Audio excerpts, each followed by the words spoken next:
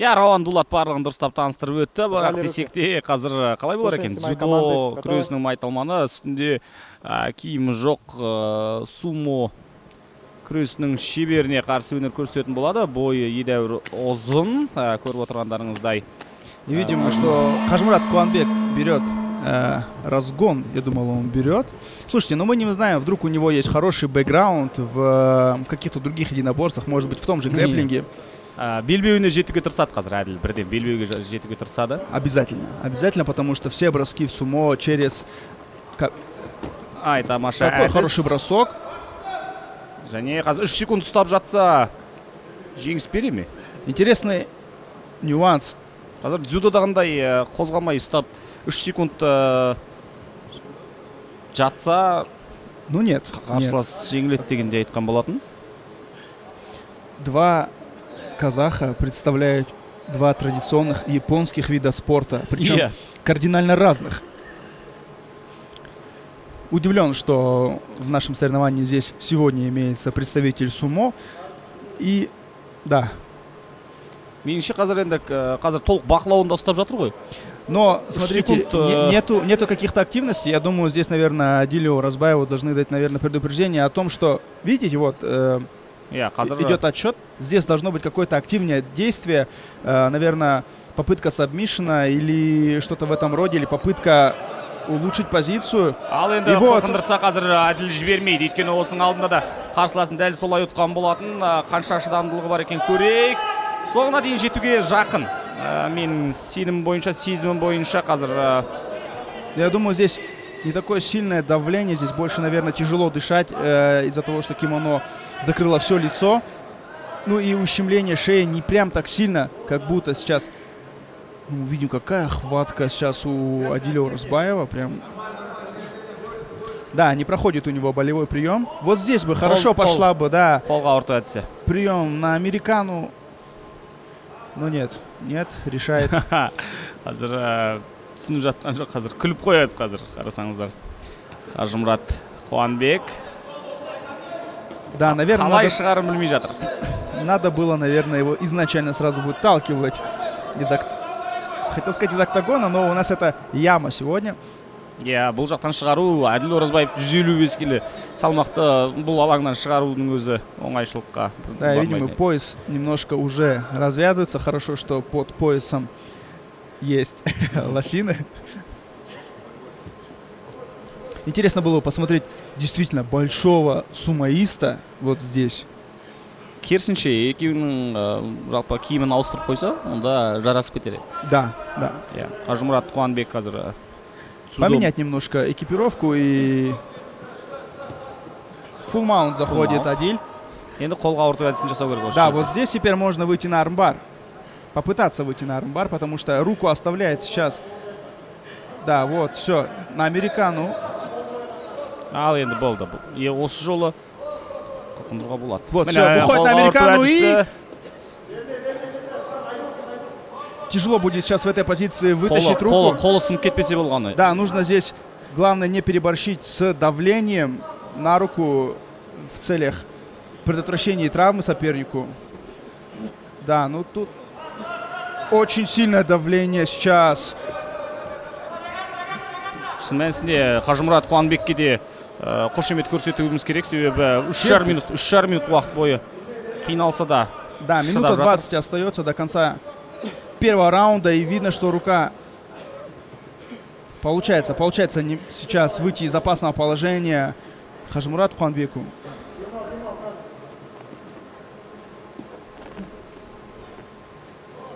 Да, теперь енді бүкіл денесімен бетін жауып тастап қылқындырмақшы. Да, здесь теперь всем весом оңай емес. 50 келі айырмашылықта бар бұл екі жауынгердің арасында.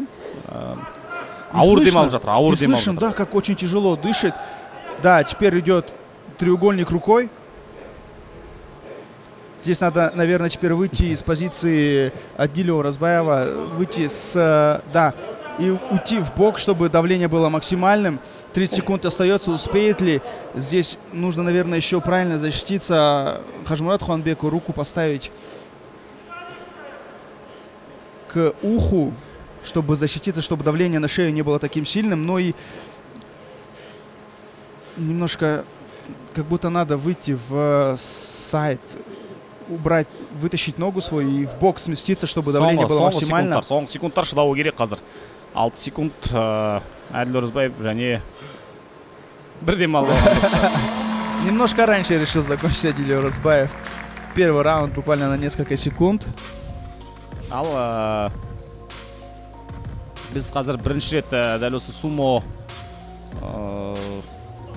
киімінің қалай байланатынын көре боламыз. Да, на самом деле сумо — это очень уважаемый вид спорта в Японии, очень почитаемый вид спорта. Там очень тяжело пробиться по иерархии и стать крутым сумоистом. На самом деле очень тяжело, но если ты добрался до самой верхней стадии сумо, ты получаешь много денег, много похвалы, ты становишься суперзвездой.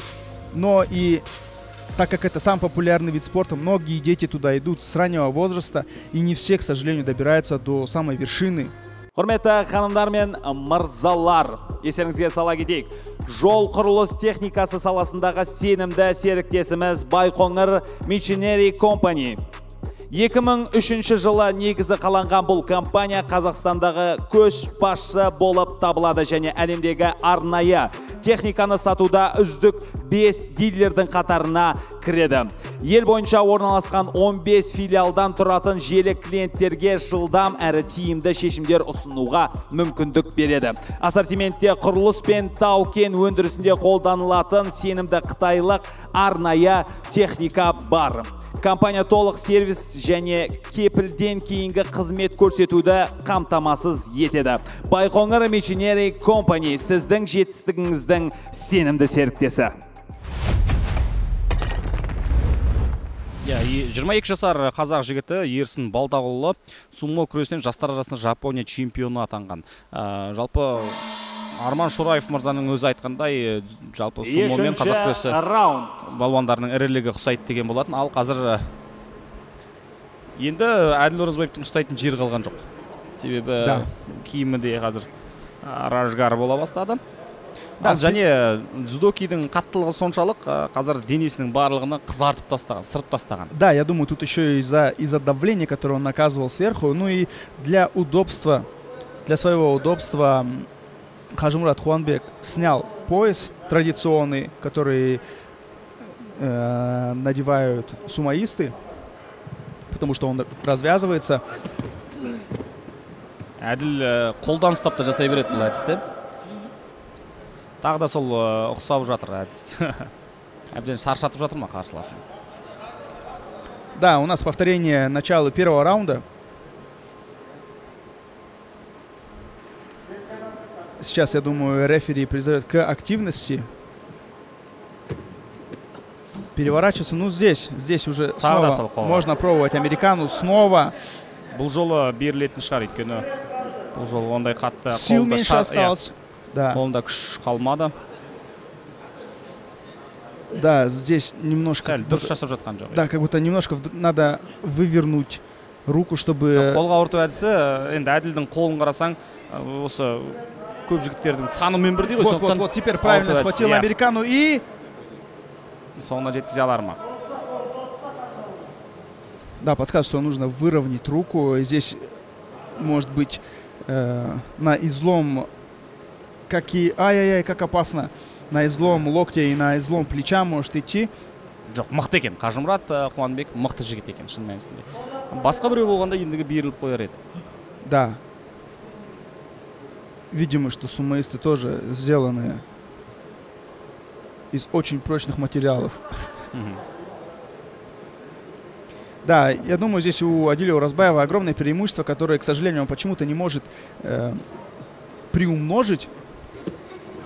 И как бы такая патовая ситуация, не может приумножить свою позицию Адиль Оразбаев, и Хажимурат Хуанбеков не может выбраться из-под своего соперника.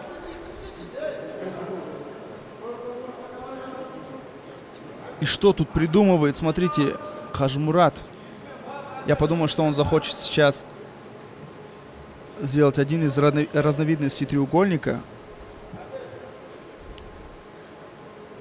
Замечание получает сейчас Адиль Оразбаев за пассивность. Снова Американо. Ай-ай-ай, осы бір ескертуді күтті ме? Да. Осы бір ескерту ашуына тиіп жүрген сияқты Әділдің алдыда қолын жылдам қайырып тастады. Как будто он в этот раз уже понял, что надо сделать быстрее, резче и прям на излом прям взял. Бағанан бері жаны ашығандай болып көрінген. Да.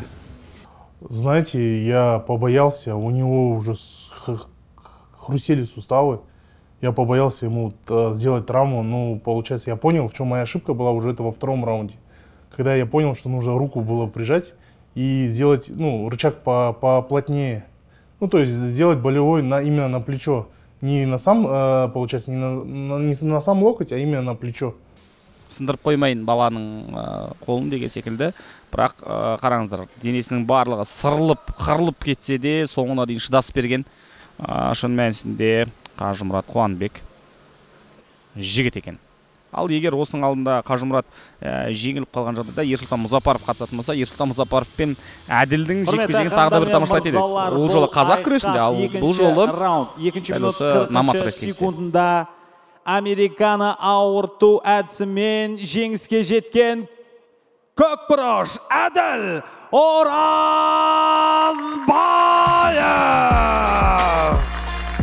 Поздравляем Адиля Оразбаева с тем, что он прошел в следующий круг.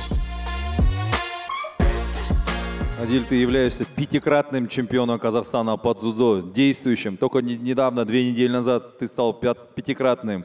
И только что в первой схватке ты победил первого казаха, который стал чемпионом мира по самбо свыше 100 килограмм. Досрочно. Сейчас мы видим тоже досрочно. Но ты вышел против титулованного сумоиста, который является тоже 3-кратным чемпионом Японии. Почему многие здесь зрители думали, что это все закончится в первом раунде, но он, борец из сумо представителя, он дал тебе такой хороший бой. Или ты так специально настраивался, или на экстра раунд? Что произошло? Спасибо большое. Ну как, экстра раунд против именитых борцов никогда не бывает просто. Плюс еще у моего оппонента был очень высокий болевой порог. Я ему 2 раза кимуру делал, и, блин, вроде бы, когда надо за вас, я слышу, у него сустав хрустит, он лежит подо мной и думает, когда что-то происходит. Большое спасибо, брат, это была отличная битва. Спасибо тебе, Адиль, за то, что ты принял участие. Сильнее тебя пока в Казахстане дзюдоиста нет. У тебя сейчас, знаешь, следующая встреча будет с титулованным представителем джиу-джитсу. Он тебя, если твой только что представитель сумо был на 40 килограмм легче тебя, а джитсер меньше тебя на 55 килограмм. Что ты собираешься делать? Бороться. Не знаю, мне кажется, это его стихия. Ну, я все равно дам ему бой. Да, мы вот теперь увидели, что дзюдоисты могут и душить, и болевые делать. Желаю тебе удачи в следующей схватке. Давай, готовься. И получается, единственный прием, который я мог произвести, это вот американо. Американо. Типа мне двойной американо без молока. Қажымұрат бауырым, өте әдемі күрес көрсеттің. Осы жерде отырған адамдар, төрешілер де айтып жатыр, 1 минутке дейін жетпей шығар ма деп, бірінші раундта өтеді. Қаншама ғана қарсыласын саған болевой жасады, тартып жатыр, бәрі қытырлап жатыр. Біз ана жерде отырып естіп жатырмыз. Сен өте мықты екенсің, батыр екенсің. Қалай болды? Жалпы жарыс туралы келесі сумоның намысын қорғайсың ба келесі намат рестлингте? Бәріне ассалаумалейкум. Өзім ойым осы жерде жеңілгенмен, бірақ өз-өзім жеңдім. Себебі мүлдем басқа спорт, басқа дисциплина. Қолымнан келген бәрін жасадым. Аяғына дейін бермеуге тырыстым. Бірақ денсаулық бәрі де маңызды деп. Келесі жолы, міндетті түрде дайындалып, дайынмын қазірде. Дайындалып, шығуға бәріне. Қажымұратқа бәрімізге рахмет дейік. Осы шыққаның өзі, осы батырлық. Саған көп рахмет. Сәттілік тілеймін. Шынырық берілгім келмеді. Осы жарысқа тек жай ғана қатысып кету емес. Тек жеңіске ғана жеңіс үшін келдім. Вот они, лучшие моменты этой схватки. 3 попытки американо было со стороны Айдоса. Әділ Оразбаевтың тарапынан 3 мәрте Адиль Оразбаев, извиняюсь. Қолын қайыру әдісі болды американо және қылқындыру әдісі болды, бірақ берілген жоқ. Ең соңында денсаулық барлығынан маңызды деген оймен әділді жеңе алмайтынды түсінгеннен кейін барып берілдім дейді. Шын мәнісінде жақсы жекпе-жек көрсетті деп ойлаймыз. Келесі жекпе-жектер одан да қызықтырақ өтеді. Құрметті көрермендер, ал қараңыздар, шын мәнісінде әр түрлі әдістерге толы, мың түрлі, мың құбылмалы бүгінгі Номад Wrestling'тің күресі өте керемет өрбіп жатыр. Да, и хотел бы напомнить про наших спонсоров. Шафран — это идеальное место для того, чтобы провести время в кругу друзей, отметить важные события или просто насладиться вкусной едой и отличным обслуживанием.